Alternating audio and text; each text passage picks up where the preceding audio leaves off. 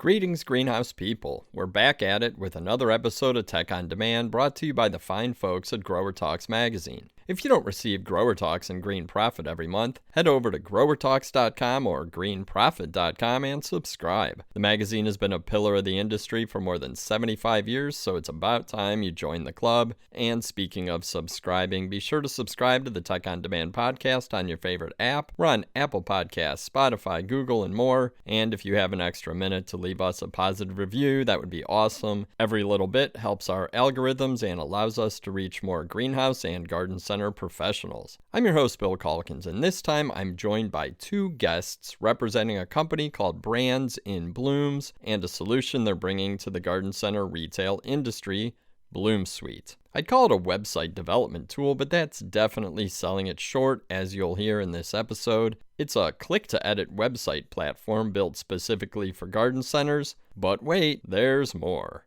BloomSuite also offers an e-commerce component connecting your store to nursery fulfillment partners that ship plants directly to your customers. And if your marketing messages, social media, and CRM are disconnected and operating in isolation, BloomSuite also offers a CRM Plus marketing dashboard to tie it all together with pre-built customer personas, automated content generators, calendars for planning, the ability to send targeted emails and texts, as well as full meta connectivity to upload your social media to Instagram and Facebook. Yeah, it's a lot. Which is why I'm psyched to have Brands in Bloom's co-founders, Jeff O'Brien and John Morrison, here to explain what this is all about. So without further ado, let's get into the episode. Jeff and John, welcome to the podcast.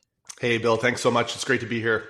Thanks, Bill. Glad to be a guest here, and we're excited to serve your community however we can. Awesome. Well, let's jump right in, because what I consider one of the really cool things about our discussion today is that we're talking about really cool cutting-edge technology for garden center retailers, but it's not designed by a tech company and kind of retrofitted and remolded to fit into the green industry, because Brands and Blooms is 100% from and for our industry. So Jeff, along those lines, why don't you give a quick overview of your business, maybe why you started it and why you are completely focused on garden centers? Yeah, thanks, Bill. I'll start with why Brands and Blooms started in the first place. I've been in the industry for nearly a decade. Before Brands and Blooms, I was the director of sales and marketing for Bloom and Easy, the plant brand that is focused pretty much on the younger generation. And so that's really where I got to visit independent garden centers. And that's where I really fell in love with the independents. And the same question and response and really problem came up over and over and over again when I would visit these independent garden centers, these small businesses, and talk to these owners. And the problem was that they've got an aging demographic and the emerging generation just isn't getting into gardening. And fast forward to COVID, they got in and a lot of them have left again. And then looking at the Axiom study last year, I know the new study just came out, so I'm excited to see the results of that. But when you extrapolate the data, it's something like 81% are going to the big box store over the independent garden centers. And so obviously that's a huge problem that our industry faces. And at the same time, I was going back to school to do my MBA, and on my dissertation, I did it on consumer behavior in the retail garden center because of my love, because of my passion for independent garden centers. I wanted to really put this problem to the test. And that's when I uncovered a bunch of problems that I felt I had solutions to only because of a good friend of mine, John Morrison, and what he had been doing in other industries from a tech perspective. And so me and John met. I brought him in and we started Brands and Blooms, which is on a mission to help independent garden centers attract and retain the emerging generation.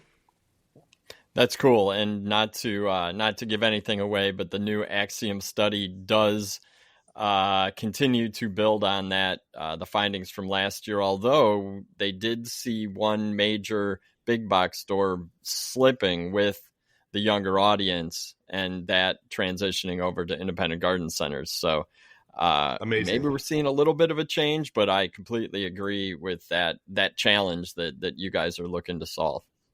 Totally. And, yeah, I believe it was Home Depot went from like 36% down to maybe 24, something like that. Yep. Yep. I think it correlates really well with the number one source for plant information is the independent garden center with the new study. And so you think about it, people shop the most at Home Depot, but then they go to the independent garden center the most for plant information. So I think just doubling down on that educational piece in the long run, we're gonna win. Agreed. I think that's a really, really good approach. And I know that our listeners appreciate that focus on our industry. The fact you did your MBA on garden centers, I still find absolutely fascinating. I wonder how many of those dissertations are done on IGCs. I can't imagine it's too many. So thank you for flying the flag. And John, as the software expert on the team and also bringing this market trend knowledge to the whole equation, I'm interested in the evolution of BloomSuite as I guess you'd call it a CRM tool for garden centers. And if you could share a quick overview of the system before we dig in, I think getting that on the table in this discussion will just help us throughout. Yeah, so my job was to, be friends with Jeff. We've been friends since 2016, I think it probably was. We were just living in the community, both raising family of girls, went to church together. And then when he came out with his big dissertation, I read through it and was very passionate about what like just doing what Jeff wants to do. And if you hang out with Jeff long enough, it's caught. And so having no background to horticulture, but a background in tech, I came in a little sheepish, I should be honest. I'm one of the plant killers from the COVID era. And so came into the industry wondering if I'd be judged, and quite the opposite. I was welcomed. My job is to listen to Jeff, listen to people as we walk the floors of Cultivate, as we sit in breakout centers, and we're just listening to people and all their challenges. And my job is to translate it into tech. So listen to the common problems that are coming up. Things like what do we do with all this data? We have the CRM. It's got all this customer data. What do we do with it? Or our POS system has all this data too, and it's not talking to our CRM, which is disconnected from our website. And my job is just to make connections. And so make tech that is easy to use, saves people time, makes people more money. And as a result, we can offer something that is fresh to this industry because the two of us are together. So Jeff comes from the consumer knowledge. I come from the tech background. And then our community, which we've been building, the Brands and Blooms community, is there to give us fresh insights as they're, kind of the heroic ones that are even today, right now, on the floors, talking to customers, learning more. And it's our job just to serve them. That's cool. And I do agree that there is in the mindset of a lot of garden center owners, there is a data overload, and they're not quite sure what to do because they do have, a lot of them have really powerful systems, but the information just becomes overwhelming and it's hard to get your hands around. And I do think that that's a huge challenge that something like you guys are building can overcome. Yeah. And I think the challenge too is that these data centers, they exist on islands, right? And they're not connected. And so without a system, without a unified piece of technology to put it all together, then it's powerless.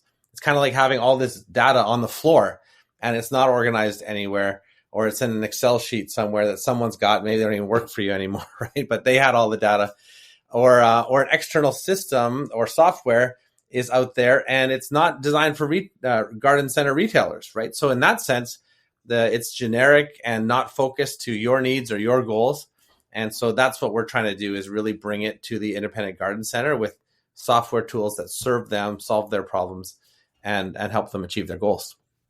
That's cool. And I think one of the problems is achieving that goal of keeping your stores fresh and updated so that shoppers see something different every time they come in. A lot of garden centers, I visit a lot of garden centers, and I have over the last 20 plus years in the industry. And prior to that, I actually managed a garden center, and most are changing weekly or at least seasonally, from plants and hard goods to events, themed displays, but the websites are the same. And I've gone to them. I've checked them out. I shop like anyone else does. You go to the website and see what you're about to walk into. And so often, I was in the car driving to a garden center looking at the website and I was like, oh my gosh, I don't really even know much about their store or what's going on. So why do you think that traditional web platforms or site updates are so challenging for garden centers? And it's probably similar for other retailers as well, although they tend to be updated more often from my perspective. But speaking specifically to garden centers, how does BloomSuite's functionality help with that experience? And John, I'm going to throw this one to you, and then Jeff, definitely feel free to jump in or however you guys want to tackle it. Yeah, well, let's just start by saying this is not specifically a problem related to just this industry. There are many industries that struggle with the inability to keep their marketing updated, namely websites, social media stuff. But, it's a common thing that you might go to a website for a garden center on Halloween and you're expecting to see pumpkins. Instead, you see a Mother's Day greeting, right? It says Happy Mother's Day and it's October. This is obviously an issue. I think websites need to be updated on two fronts. Jeff has been really clear with us in our marketing masterclass that we're going through that, Nike keeps their website fresh, things that are featured, things that are going, and that was a major hallmark to his research was why don't we don't have the marketing budget of Nike, but we can have the same tools or approach as Nike, which is keep your website fresh. So seasonal, monthly, those kind of things. So it's the software has to be easy enough that it's intuitive. We can do it ourselves. We can figure out. We don't need to go with an external company even to just make little tiny changes. Like, can we update this banner picture? We have a client that we released their site last year, and we have a support plan where we're always going to be there when you call us. We want to professionalize the website experience. So we're not just dealing with nephew or cousin or customer that came in once and, made us a new website, but is hard to get a hold of. It's like, no, this is a professional company that knows you, celebrates when you call. And we were there for them, but they don't call us often because they're able to update their site on their own. So that's a huge win. The second way that websites need to be updated, not just seasonally, weekly, is kind of like your kitchen, right? You wouldn't have a kitchen from 20 years ago. If you do, hey, that's great. No disrespect. Our kitchen's getting a little dated, but when our kitchen gets dated, I notice my wife gets a little bit embarrassed to talk about our kitchen, to brag about our kitchen, doesn't invite people into the kitchen as much because we're not as proud of the kitchen. Why? Because the kitchen hasn't been updated. Now, kitchens need to be updated, and websites are kind of like that. While we need to do it weekly and monthly, seasonally, we also need a major upgrade every 5 to 7 years because things are changing so quickly. The technology is changing, your business is changing, the tools are changing, and so we need a refresh just like a kitchen. So it needs to be updated locally every once in a while, but then also a major renovation needs to happen every 5 to 7 years. And that's why, because it's not easy to do that, and because they don't have a professional working with them, people just don't do it. We ignore it. Websites aren't always screaming in front of us when we're in the business, working on the business. And, the craziness of running the garden center, sometimes we ignore, maybe if I don't go to my website, maybe it won't exist. But the problem is other people are doing it. It's the front door of our business. We need to be updating it. So that's our challenge as to how do we solve that question or that problem for people as best we can and as simple as we can. And something you said there that clicked in my head really for the first time as you were saying it, but it makes total sense, is that if you are not proud of your website, you will not use your website as a tool to talk about your business. And at that point, you might as well not even have it. And you bring up a great point there, Bill. And I think a lot of garden centers would say it's a website. Like, who really cares about the website? But then when you look at the data, last year it was the number one source for plant information, and this year I think it's got to be number 2, but it's definitely in the top 3. And so it's where the emerging generation is going for support, for education, for help. And then if they go on your website and it's a really archaic website and they're on there for the first time, they will judge your website. Hey, your friends might not judge your kitchen, like they might still come over to your house if you invite them. Sure. But the customers, when they see your website for the first time, they actually might not visit your garden center if it looks really bad, if it's too confusing. And so, yeah, I think it's really important to have a tool that's easy to update. Because the big problem that we hear about, I mean, we've audited thousands of garden center websites. I did in my dissertation, and we just keep offering that to garden centers. And one of the biggest things we hear from them is it costs too much money to make a change, or it takes way too long to make a change because it's not usually in-house. And so that's why they're not making these changes. And John mentioned with our software, we've literally built it to serve one group, and that's independent garden centers. And so we've addressed those big problems so that it's easy to update and it doesn't cost them any money to do it. They can just do it by click to edit functionality. So I think that ease of use is critical because for a lot of garden center owners and managers that I know, web development is not part of their skill set, right? They're really good with plants. They're probably good with people. They're probably good at managing a business, but web design is like so far from their, toolbox of skills that it just becomes scary. And if you can eliminate that fear with an easy system like you guys have, I've got to believe that's half the battle to moving in the right direction with a website. Absolutely. And we're so passionate about it that, hey, if you're a partner of ours, we're literally auditing your website seasonally to make recommendations so that you are on top of the latest trends. Mm-hmm. So we don't get to a point where in 7 years you need this huge website change. We're doing it step by step with you every year. Mm-hmm. Yeah. And Bill, maybe I could just give a few examples of website story for you. Last night, my daughter, I have daughters as well. My teenage daughter had a little fender bender a few weeks ago, and I was working with the insurance company. They sent me a list of auto body shops that are on their system that will do the work. And first thing I did was click on the websites. Like first I located them, like which one's within 10 miles of my house. Then I just went to their websites. And I wanted to see how long they've been in business. Are they a local family-owned business? And I found one. Mm-hmm. They've been around now on their website, decent website, but had the whole story, like founded by dad in 1977, run by sons and daughter now. Like I was like, okay, I feel good with them. So, I mean, that's big money, right? They're going to run the whole front end of a Nissan through an insurance claim. That's not going to be, that's a lot of money for them. But without a decent website, I would have moved right past them. So, such a powerful tool that we can use to our advantage. It really is. John, I cut you off. What were you going to say? Oh, first of all, I mean, those of us with daughters that are a little younger, thank you for the preparation. And if you maybe we could have a different podcast on just raising daughters. It wasn't her fault. Driving. I don't know how you did it, but I hear it coming and I feel it, and I'm scared, quite frankly. Maybe the technology will be there such that we'll have self-driving cars by the time that our daughters are driving, and I hope that that's the case, that they'll just jump in and we don't even need to worry about training them how to drive. But you're right. I was talking about we were talking about website tools, and it was.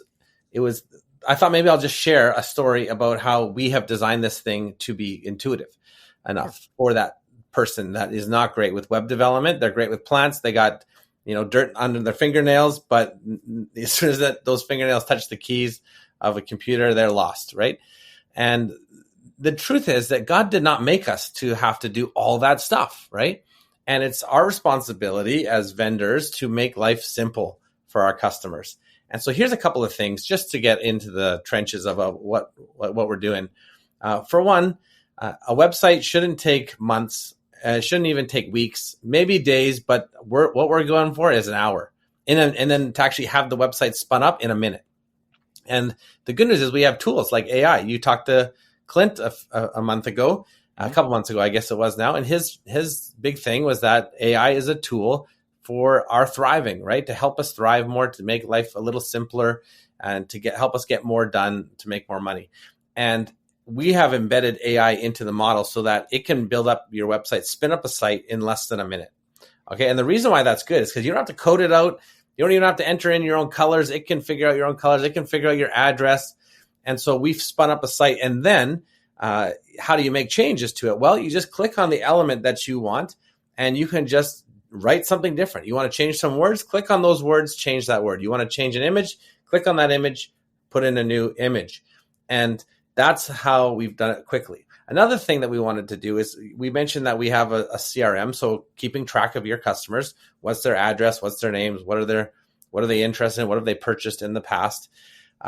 If you have something like MailChimp or Klaviyo, these are powerful software tools. That's great. But they're not made for garden centers specifically. So if you wanted to bring it over into the same system that your website is in with BloomSuite, in the old days, you would have had to export your customer list, brought it back into another new piece of software and hope that everything matched up, that the phone number was still a phone number and that the email was still the email. But now what we can do is we actually log in with you. It's all automated to your MailChimp account and then just hit, sync, and it will sync over your entire list. So that's just a step that was a huge prohibitor for getting people to change software. And now we can just bring it all over. The AI reads your list and your segments, brings it all over, and it can be done within clicks. So there's no typing, there's no coding, there's no CSV file, there's no mapping, trying to figure out how to make it all work. It's just all of a sudden going to sync. The technology has helped us make things like that easy so that plant people can still be plant people, right? And they can love that, but they can still leverage the best tools for the best practices in keeping, organizing and, making sense and leveraging your data, which is how we started all this, is that data wasn't working because it's not talking to each other. And so we want to make all that as easy as possible to let you do more of what you were made by God to do. Which answers that question I hear all the time, which is, what can AI do for my business? And it's it's a hard thing to wrap your brain around until you see specific applications like you just talked about, which makes total sense. And I'm glad we're there, because it sounds like it's as easy to make website updates as it is to update my Facebook profile. And I think a lot of people understand that, you got to enter some words, maybe choose a new image, but they expect that simplicity with everything now. And I love the fact that you guys are bringing that to garden centers. Yeah, our big challenge is to have our support be as quiet as the Maytag repairman, right? There you go. We're sitting around, we're excited to help when we can, but my challenge is always that it would be actually take you longer to reach out to someone from support than it would be to just go in and do it yourself. So it's like, I could send an email, and I know I'll have friendly people there helping me out, but actually I can just go in, quickly type something fresh, and then it's done. And I hit save and the changes is made. That's my challenge, to make things as simple and intuitive as possible so that you don't have to reach out to anyone. You can feel empowered to do it yourself. And a key distinction with the actual build out of the website is the fact that it's not just like building you any website in a minute. It's taking the framework from the dissertation that I did on garden centers and the thousands of websites that we've audited. So we've actually built a great framework within AI so that you're getting a website that's built on data specific to the independent garden center industry and what's going to drive customer visits into the store or purchases online. That's all integrated into the system. That's so cool. I absolutely think that's a huge benefit to garden centers, because our industry is unique, and we like to kind of hang our hat on that uniqueness, and having a system that's built to optimize our industry to customers, I think that's a huge piece of the puzzle. So I mentioned that AI can be a scary term, I think, for people to wrap their heads around. Another one is e-commerce. And I know just a few years ago it was a touchy subject, even controversial. We were always sort of navigating how we were talking about it in the magazine, but I really do believe that's changed recently. Yet, I don't think a whole lot of garden centers have explored that option, certainly independent garden centers. And I understand there's tons of different factors to consider, and it sounds complex and it probably has a barrier mentally, but shipping live plants is tough, and a lot of garden centers do avoid this. But Jeff, you and I talked before. I know that you have thoughts on this. Can you talk a little bit about what you're seeing in green industry e-commerce, and then explain how BloomSuite's fulfillment partnership model can help overcome some of these logistical challenges while helping gardens? I mean, the whole goal is to grow your reach, is to expand your presence with multiple consumer bases. So How does that work? What's BloomSuite doing? And help us understand the current e-commerce situation in garden retail. Yeah, great. So I think I want to start by talking about the fear that garden centers have as it relates to e-com. And that fear that we hear from garden centers is, well, if we sell online, are we going to lose people coming into the store?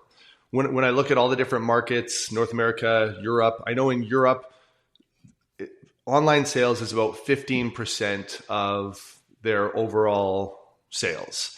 And so you look at North America and even drill down into the United States, the garden centers that are currently selling online, they're at about 5%. So it's about 5% of their overall revenue.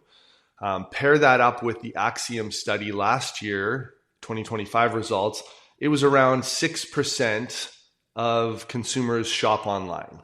Now, it's interesting when we need groceries in my household, and my wife is going to buy them, she always goes into the store. Whenever she asks me to go get groceries, I'm always buying them online. And we're two completely different buyers. I think the same thing is true about plant sales as it relates to e-com. And so that fear of like, we're going to lose them coming into the store, it's actually the opposite. You're just not reaching that group at all right now. And that's really why we've partnered with Pride's Corner Farms on the e-com piece and the fulfillment piece, so that we can offer garden centers a chance to reach this market that they're not currently reaching, because it's a completely different buyer. Now, we've chosen Pride's Corner Farms because they sell to independent garden centers. They care so much about independent garden centers having success and winning.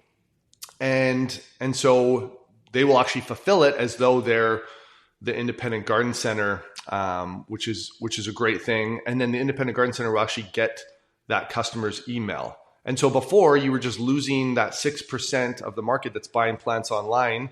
I can't wait to see the Axiom study to see if that's increased at all.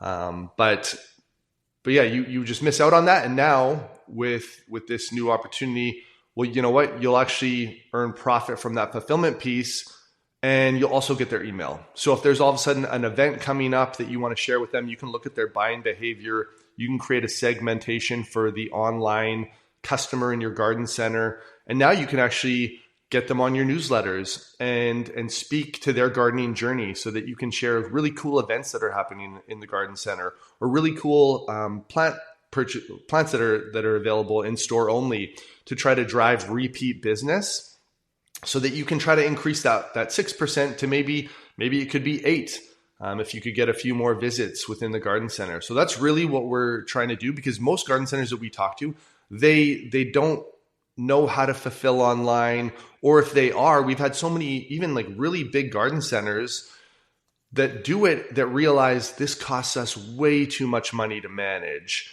And so they're just losing opportunities to make some margin in online sales and really capture that customer's information so you can get them back into the store.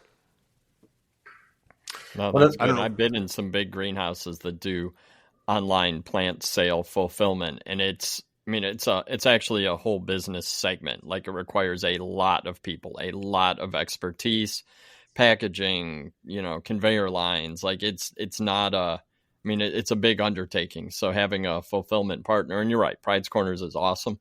We've known them for years. They are 100% like diehard IGC supplier. They will represent your business well. Totally. Yeah. And we're putting together a list of other vendors to join that group. And I won't mention them right now, but there's a bunch more that are coming on board. So we'll have like garden centers that jump on board. We'll have a full solution, a full online store readily available. So that's exciting for them who, haven't been involved in this space. Definitely. And I think I would love to share a story about my experience learning this e-commerce solution and how it evolved as far as BloomSuite goes. The interesting thing, occurred to me when I was asked to audit all these websites. Now, I thought I was, I got an hour. I'll go to our community and say, hey, if anybody wants a website audit, I'm happy to do it. Well, all of a sudden, I better clear my whole week because everybody put up their hands and say, can you look at mine? Can you look at mine? I'd love to hear your thoughts. And so I'd go to the site and I had some thoughts, but then I'd go to the shop button and there is their store, their Shopify store. Most of them were.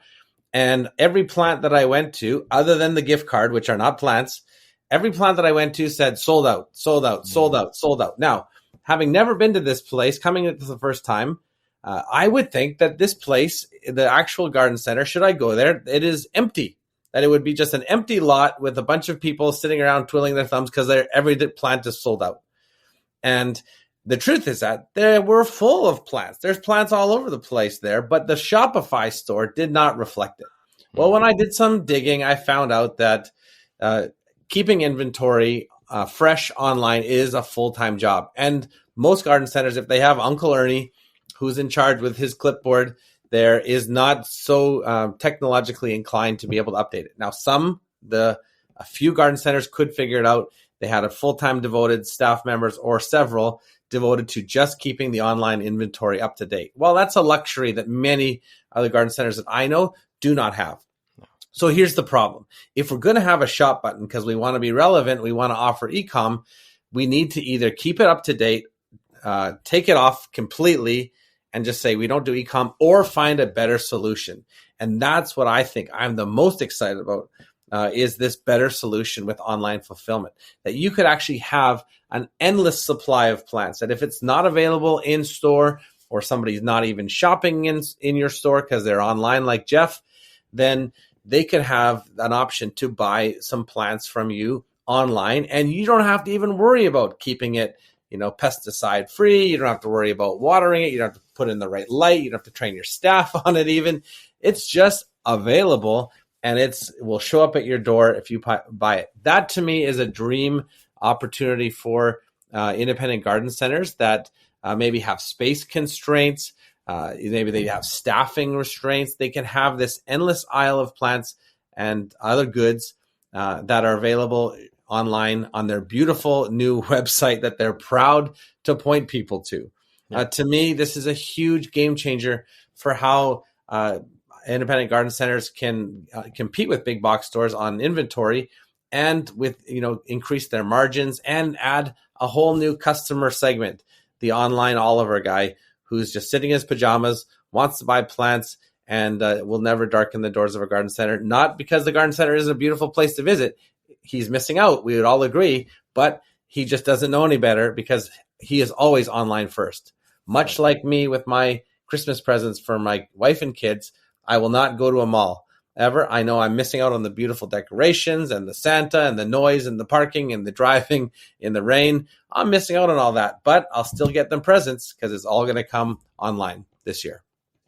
I think, there's so much truth to that. I know that there's a huge chunk of our listeners that totally get it and are right in that same boat, or who have a spouse or a partner or someone else in their lives who are completely down the online path as well. And something you said, Jeff, that I think is worth repeating is that you're not going to lose customers. You're going to gain access to a whole new segment of customers, and it could be a really, really big one.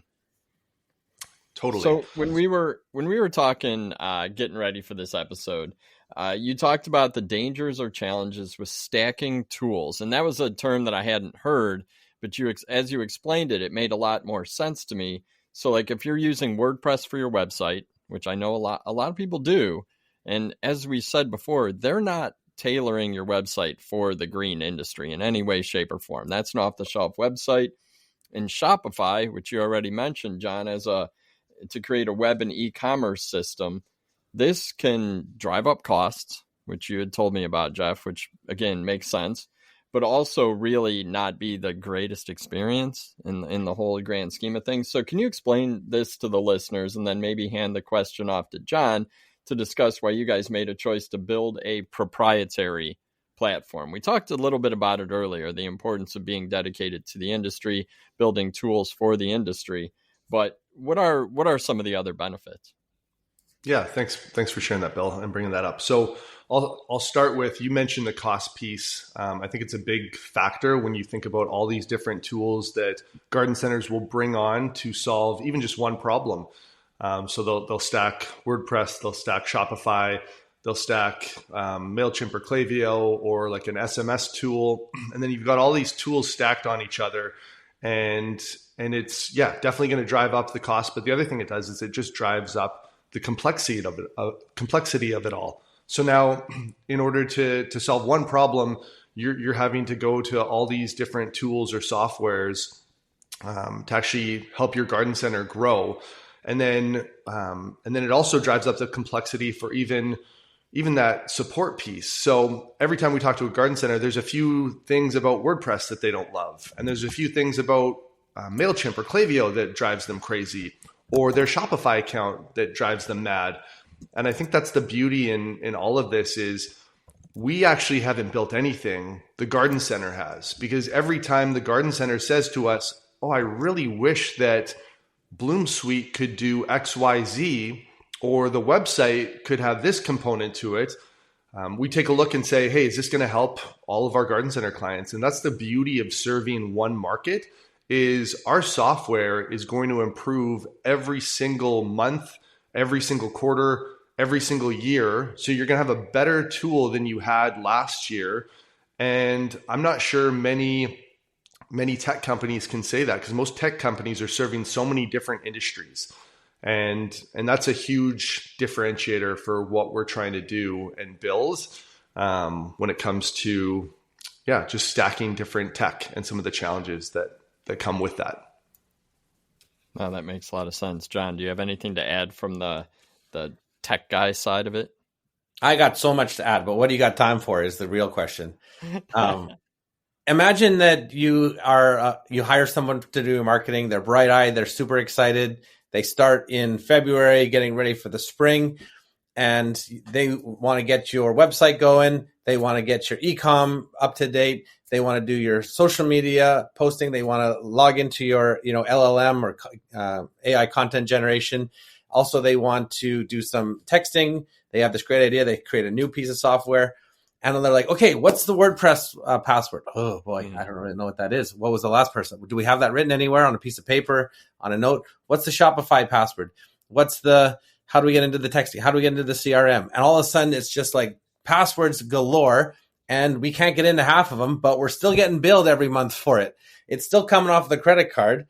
And so we want to start a new one. Well, now we have 2 charges on the credit card for the same piece of software because we don't know the password. This is a huge problem. Then we want to call in and say, well, how do we operate this software? We need to get our password. We call a support team. Well, now I got the Shopify support team, which is actually a chatbot or a Reddit article from 2020, right? Or I got the support team for the CRM, and then all of a sudden we go, and none of them know me. It's they're not local. Imagine having one bill, one login, one support team that knows me, loves me, and understands my industry, and they're all working together, right? And so it's like, how much easier is it to onboard that person that's new, and how much easier to pass on the information to the next person, and to just have it all organized, where, like I said before, the data is unified, it's working together, everything's playing together instead of fighting against you, making your business more complex. We want to make it simple. We want to make it clear, understandable, and user-friendly. I think it's the best way forward. I like that, and that gives me a perfect segue to my next question, which is about integration of the different tools within BloomSuite. So you already sort of pulled apart all the different sort of, cobbled together tools that are being used right now. But when you talk about what you guys offer, it's much more integrated. And I totally agree. A lot of retailers struggle to connect all these different parts into a comprehensive strategy. So how do you approach this, and how is the need to provide solutions for integration shaped what you're doing? And I mean, I don't need the technical discussion of it, but how does it all work together, I guess, from a process flow in your minds, or from the user experience? And whoever wants to tackle this, go for it. Let me just start, and then I'm going to throw it over to John right away. And I just want to say, when we decided to move forward with the website e-com solution, we knew that just having a beautiful website and plants available online wasn't enough. Mm-hmm. There's enough people doing that. That's not really a differentiator. That's not necessarily going to spike up revenue online by 5%. We knew we needed to offer a tool so that garden centers could actually have success with selling plants online and with getting customers into the store and into the garden center. And so that's really what pushed us to start BloomSuite. And I'll kick it over to John now to kind of share that full story. Yeah, I guess we could share the story from two different customers. One is one of them comes online and one of them comes through the garden center. But either way, a sale is made. And wouldn't it be great if your POS said, "Hey, we got a new sale from a email we don't recognize. Let's send them a text." Now you've collected their information at the point of sale, whether it be through the email address or their phone number. Either way, we can send them an email if we have their email address, or a text right away asking how their experience was, or because you bought this, you might also like this. So there's a trigger point from the POS that sends it to your CRM, or from your website to your CRM. And then you actually can start the conversation with them over and over. Now you can send them your newsletter. We know that they like hydrangeas, so we could send them a hydrangea focus. We know that they're just starting out, or we also know that they're a master gardener. As we get more data about them, we can segment them more specifically and then start communicating with them. Either it's Happy Mother's Day, Happy Birthday. It's this is our focus for this spring.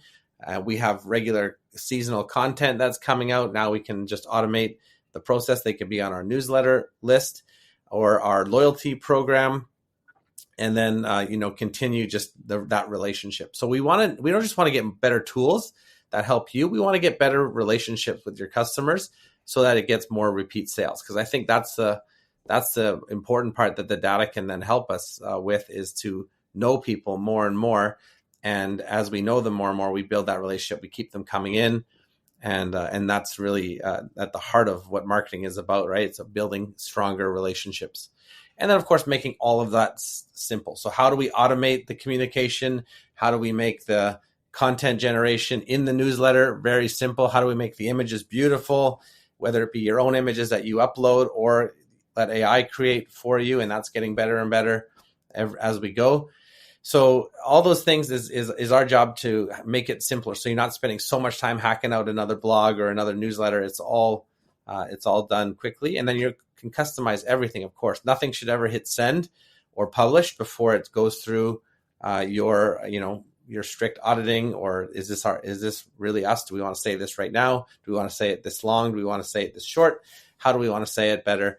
And obviously it's got to be personalized at the end of the day. But there's a way to get to something that's publishable. So it's 99% there rather than 0% there when we started the old days, right? Hacking everything out ourselves. So. No, that's good. And you're right, because at the end of the whole process needs to be a transaction, right? Needs to be, or foot traffic in the stores, but ideally a transaction. That we're not dealing with nonprofits here. So I do appreciate that everything that's being done through this process, as it builds data, as it gets more and more customized, is driving to an action, a purchase, a trip to the store. And I think that anything that you can simplify for the retailer in that process to get them to that solution makes a lot of sense. And thanks for explaining that. I think it makes a lot more sense when you explain it than when I try to put it into words. All right. While I've got you, before we wrap up, we got to look into crystal balls, because whenever I talk to anyone about technology, I always want to know what's the future look like, because things change super fast. And I know that 5 years ago, it would have been really hard to predict where we're at now, but I still want to try it while I've got you guys. But what role do you see technology playing in the evolution of garden centers? Because I don't think a garden center is going to look the same in 10 years as it does now.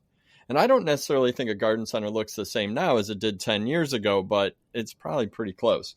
How can new tools like BloomSuite not only solve today's challenges, but get the retailers in our industry ready for the expectation of tomorrow's customer? Because we all know, and we've talked about it as throughout this conversation, the customer base is changing. We are moving into a huge, massive population of millennial and Gen Z customers that are going to be excited about our industry. And it's our job to hook them, get them in, and continue to sell to them. So, John, I know this is like a huge baggy topic, but I think we got to discuss it before we wrap up, because I really want to hear what you guys have to say. So, John, I'm going to throw it to you to start, but Jeff, definitely jump in, because I want to hear from both of you about this one. What's the future look like, and how are we helping garden centers get ready? I hope that throughout this conversation, we've kind of shaped how we want to help garden centers with technology. So, I mean, we've really been tech focused in how we've provided tools that are going to save people time and help them make more money. And I guess the framework that I operate from is, I'm a dad. I love my job, of course, and I love hanging out with Jeff and, opportunities like this, of course. But I love my family dearly, and I love spending time with them. I'm a hockey coach. I like hanging out on their teams. I coach 3 different teams, assistant coaching, so I can't head coach 3 teams this year because BloomSuite's taken up too much time. But I love being on the ice. It's just fun. I get to be active. It's teaching kids about hockey. If I could do that more, I would be all for it. And it's the role of the technology at work that helps me get more done to 10x my productivity, so that I can help out in my community more often, so I could be around for my family more often. So our jobs actually serve our lifestyle, and if the technology in our jobs can help us do that better, that's what I'm all about. So what's my vision for technology in tech? It's to help people become better dads, better moms, better friends, better community leaders, and spend less time doing the crap that they hate doing, so that they can be empowered and freed up to do more of the things that they love, to be more human. So getting rid of the automations or the writing or the proofreading or the researching, the stuff that they're just so bored doing, unless they love doing that thing, and we want to empower them to do more of that. But most of us despise marketing, don't want to do it. It's too random. It's too complicated. We want to make all that simple so that they can love their marketing because it works for them. It frees them up for more time, helps them make more money. And that's what I'm all about. So I don't know what that's going to look like as it terms of crystal ball, but I do care about these small business owners and their families. And I want to give them more time together as a family and less time doing things that they hate doing. That's a great answer. I have nothing but respect for that answer. That's really, really cool. Jeff, how are you going to top that? I mean, you can't top it, Bill. You can't top it, but I will share just a story that really kind of shares that piece of it. We had a client in the Midwest, and one of the biggest reasons why they came over to BloomSuite was because we solved that time problem. They were spending maybe a week just collecting all the different data points because nothing was integrated. And when you think about the customer, hey, it's an aging demographic. We got the emerging generation coming in. Well, the same is true about ownership.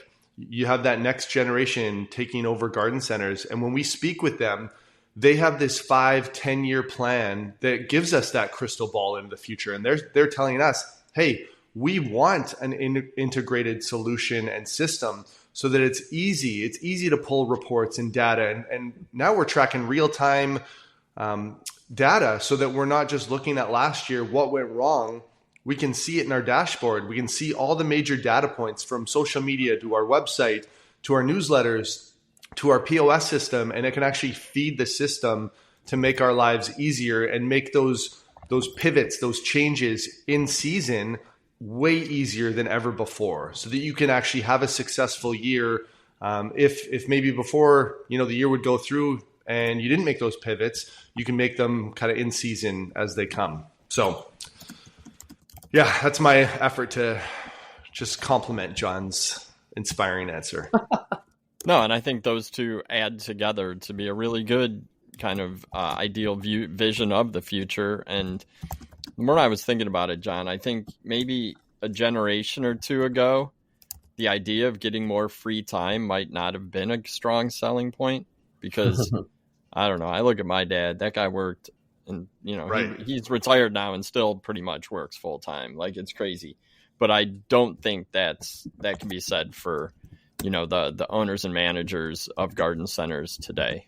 And I think there is much more of a desire for balance of time. And if you can offload this giant piece of the puzzle that you need to do, but maybe you don't want to spend the time doing it, and then see the benefits that you guys have talked about for the last 40 minutes, like that is a huge value. So I really appreciate the way you both framed that future look. I think it's valuable and makes a lot of sense.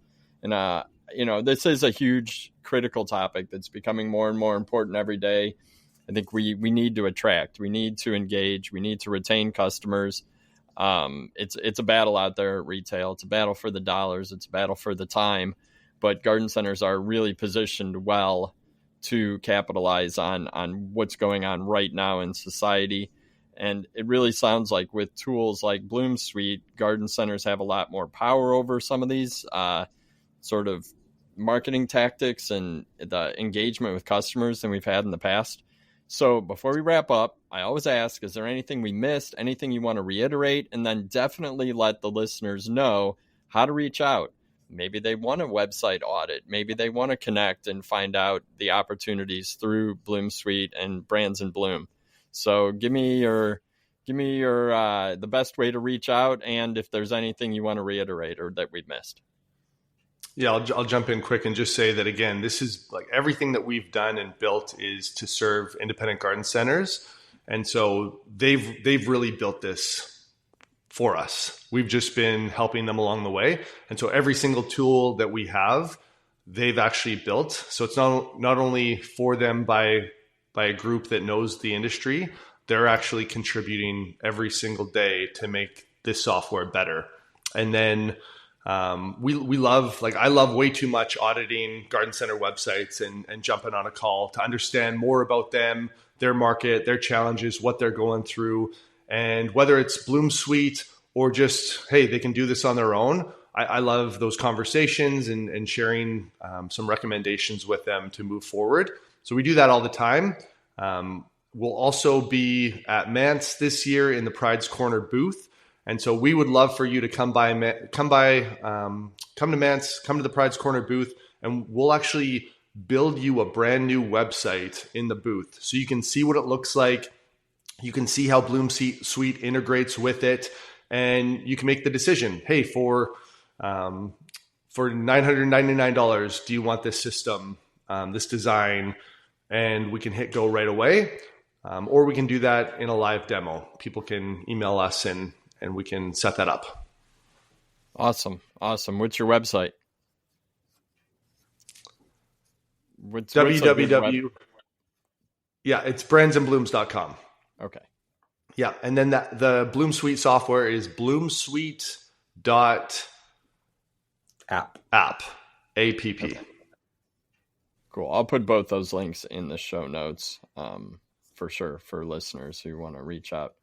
John, anything you want to discuss before we wrap it up? Any words of wisdom or anything you want to reiterate? I hope people have heard, like, we are for the garden center. In a world that is trying to make their life more challenging, more complex, we're trying to make it more simple and clear. And if there's any way that we can help you reach more people so that they can create beautiful gardens, like what an inspiring industry to be a part of, that you're making the world more beautiful. And so we want to just eliminate some of the friction points. Back to our point, like, if we could help your dad even become more productive, he wanted to be more productive. He wanted to be, to serve the company better. Like, what if we could help him spend an hour or less looking for passwords or searching on Reddit articles or, just doing stuff that he just didn't want to do. If we could help guys like that who just love to work, who love to help their staff and give them the tools they need, like that's what we're about. So as Jeff mentioned, like as we learn more about the garden center industry, as the technology evolves, we're just going to get better. We're going to keep sharpening our pencils and getting back to work to build this thing more powerful than it is today. So super good challenge for us, super great outcome for the garden center. And thanks, Bill, for the chance to share. I know we've been talking a lot about what we do, But again, the heart is to help this industry. That's why Jeff, quit his great job to start a startup. That's why he brought me into this, and it's what we're passionate to do now going forward. Excellent. Well, again, thank you guys so much. It's been great. I think we're going to need to circle back and do this again when you've got more products in that ecom portion of BloomSuite. That sounds exciting. Thanks, Bill. Thanks for having us. Love the show and love what you do for the industry. So really appreciate everything. Well, absolutely. And the feeling is absolutely mutual. This has been awesome. And I'm Bill Calkins with Tech on Demand. And on behalf of our team and the team at Brands and Blooms and BloomSuite, take care out there, and let's start really getting out there and engaging our shoppers. Our future depends on it.